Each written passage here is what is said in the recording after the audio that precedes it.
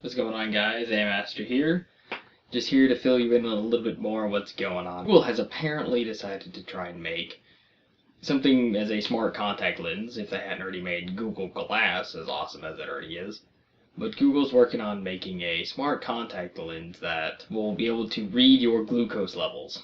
In which case, if you're a diabetic and you have no idea what your blood sugar is and you gotta prick your finger multiple times a day, well, no problem. You just put the contact into your eye, it'll read the level.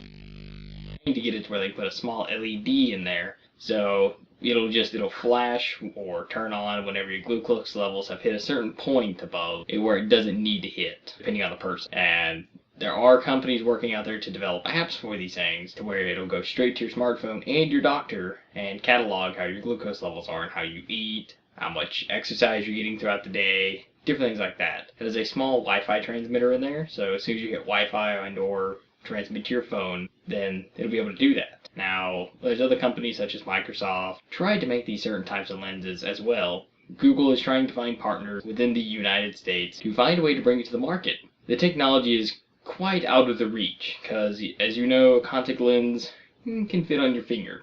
Well, they gotta try and find the proper technology to actually fit into that, that's flexible, and somehow power itself, either some sort of wireless battery, I don't even know. There'll be a link down in the description to where you can go look at it and see what the concept is and what it actually should look like.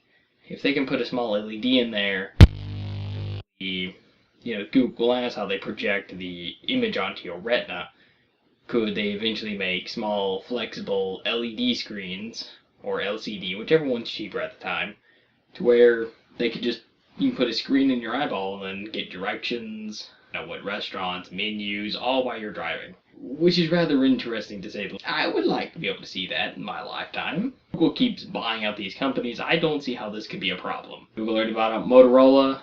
Google bought Nets. They bought it for a couple of dollars. But feel free to let me know down in the comments about this contact that can read your level, and possibly what you think it could lead to, or what you'd want to see out of it. Always just saying, good news for you gamers out there. Which ones aren't you? The FCC was actually trying to pass a law or a bill to where give your provider, AT&T, Comcast, Charter, insert any other name that you like, to where they could pretty much block whatever they want. They would have full control over their internet access. Verizon is one of their things, they'll just leave their internet open. Smartphones, internet home will be open free, so in which case they pride you to go to Pirate Bay and download all your movies torrented and put it on your smartphone because you don't want a virus. Verizon, feel free for it. Verizon, well, they want you to do that. Now, like Comcast and AT&T, what they could do is mainly Comcast and Charter, who have these big on-demand services, they could essentially block the internet. They could block Netflix, they could block Hulu, literally force you to use their streaming services. Luckily enough, the courts did not pass this law, but essentially it would allow any internet provider, cable provider, to completely limit your service and or make plans even. You could have a certain amount of money, let's just say how much your cable and internet bill is now, and just expand that from there.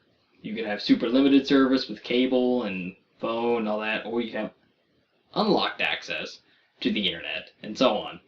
So essentially they could easily charge more for the exact same that you're getting now, but once a small thing gets passed, they could have done that.